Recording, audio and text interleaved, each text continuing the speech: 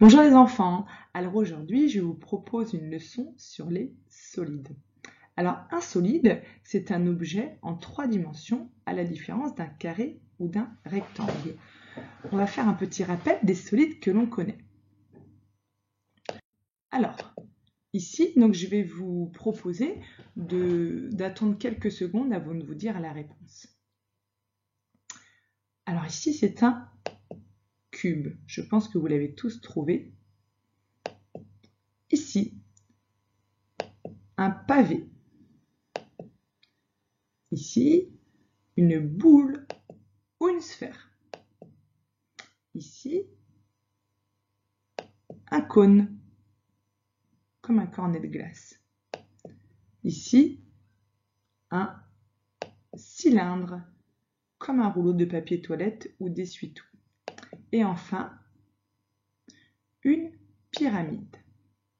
Voilà les 6 solides qu'on doit savoir reconnaître. Alors, ce que je vous propose, c'est d'aller chercher chez vous un objet qui correspond à chaque solide. Donc, vous allez essayer de me trouver quelque chose qui ressemble à un cube, à un cône, une pyramide, une boule ou une sphère, un pavé ou un cylindre. Vous faites pause sur la vidéo et je vous retrouve juste après. Alors, j'ai évidemment fait le même travail que vous chez moi. Alors, j'ai trouvé un dé à jouer ou un cube de ma petite fille. Il y a encore voilà, plein d'autres objets, j'imagine, que vous avez trouvé. Ici, j'ai trouvé un jeu de cette famille. Ça peut être aussi une boîte de médicaments. Alors, comme je n'avais pas de pyramide, mon fils en a construit, donc des petites pyramides en papier. Ici, donc tout ce qui est balle ou ballon, évidemment, c'est une sphère ou une boule. Pour le cylindre, j'ai trouvé une bougie, et comme je vous le disais tout à l'heure, un rouleau de papier toilette, c'est très bien aussi. Et pour le cône, voilà, c'est un petit jeu aussi qu'on avait. Alors maintenant, on va s'attarder sur le cube et le pavé. Alors, je vous rappelle, sur un cube, ici, la forme ici, ça s'appelle une face. Ici, une arête. Et ici, ce sont des sommets. Face, sommet, arête. On va les compter ensemble. Alors, un cube ou un pavé, il y a 1, 2, 3, 4, 5 et 6 faces. Les sommets, 1, 2, 3, 4, 5, 6, 7 et 8. Je vais le refaire. 1, 2, 3, 4, 5, 6, 7 et 8. Et enfin, les arêtes. 1, 2, 3, 4, 5, 6, 7, 8, 9, 10, 11 et 12. Un cube a 6 faces, 8 sommets et 12 arêtes.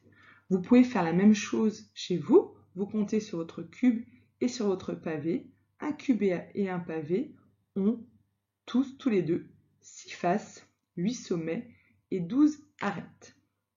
La seule différence, c'est que la forme des faces d'un cube sont des, je ne sais pas si vous voyez, carrés. Ça, c'est un carré. Alors que pour le pavé, la forme des faces d'un pavé sont des rectangles. Si vous ne retenez pas ça, c'est pas grave, mais je veux juste que vous reteniez le vocabulaire sommet, arête et face. Je vous montre ici un petit résumé. Voilà, pour le cube, la face, l'arête et le sommet, et c'est identique pour le pavé. Alors, j'espère que ça a permis de vous aider. Pour voir si vous avez bien compris, je vous propose de prendre votre fichier et je vais vous expliquer les exercices. Alors, ici, le petit garçon, il a aussi trouvé chez lui des solides. Et en fait, on vous demande de trouver quel est le cube, quel est le pavé, quel est le cône et quel est le cylindre, et d'écrire la lettre qui correspond.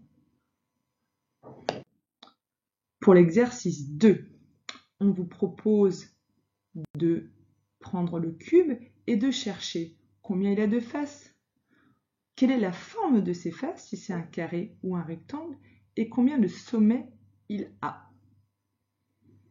Alors je vous propose vraiment de prendre un cube avec vous pour faire cet exercice. Et enfin, pour le pavé, on vous demande la même chose. Combien de faces il a, si ces faces sont des rectangles ou des carrés, et combien de sommets il a.